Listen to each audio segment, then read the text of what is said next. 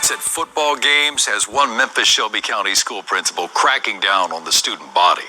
The principal at Southwind High School is restricting who can and who cannot come to games. It's all, he says, to keep fights from happening again. Let's go to Fox 13's Jack Bilyeu live at MSCS headquarters. So, Jack, the school says all students headed to home football or basketball games now have to bring their parents along or they can't come at all. Yeah, Daryl, Southwind's principal says multiple fights broke out during Friday night's homecoming game.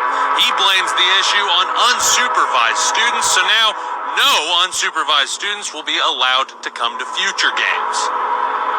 Sometimes your child's safety has to come first. It shouldn't affect the kids that weren't involved. So it's kind of harsh though, yeah. Split reaction to Southwind High's new game attendance policy. It was announced in a pair of posts by Principal John Bush to the school's Facebook page. He wrote in part, "No parent, no game. The parent must stay with you the entire game as well. If you're caught without a parent, you will be escorted out. No exceptions." For the safety of the children, for the safety of the neighborhoods, I can understand that. It's not the first time violence caused a local school to scale back game attendance. Last year, Raleigh Egypt High only allowed athletes and staff to attend one of its basketball games days after a pair of deadly shootings in North Memphis. MSCS blamed unrest in the community.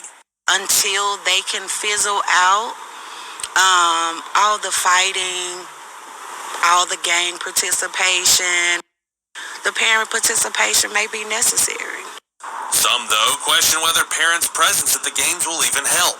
Last month, parents were caught on camera trying to run past deputies to check on their children when Southwind was placed on lockdown. Just 2 days before the football game fights, a parent got involved in a separate after-school fight between students just across the street from Southwind. Investigators say she waved a gun at 2 children and is now wanted for aggravated assault. It's probably going to be very low attendance. Yeah.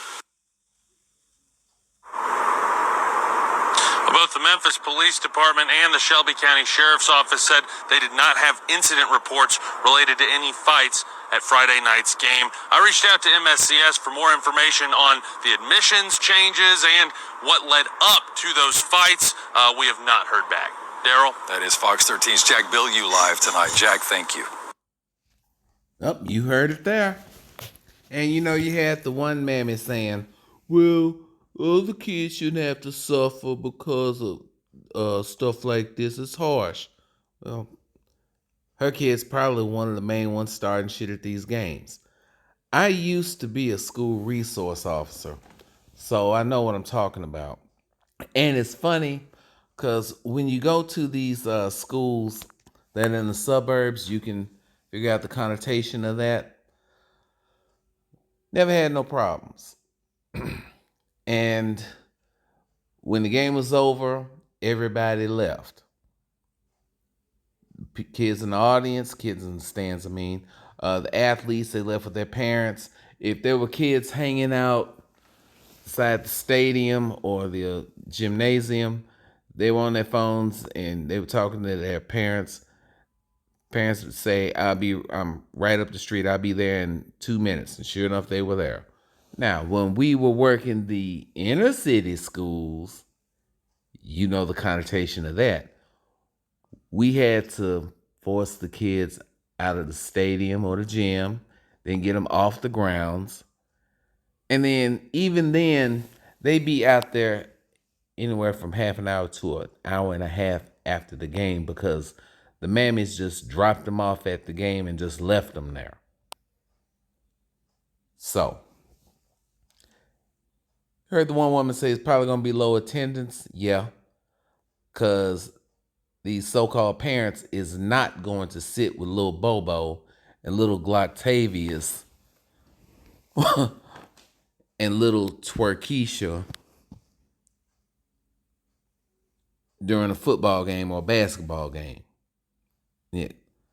So they're going to have to sit with them or take them somewhere else. And I expect other schools around here are going to start doing the same thing.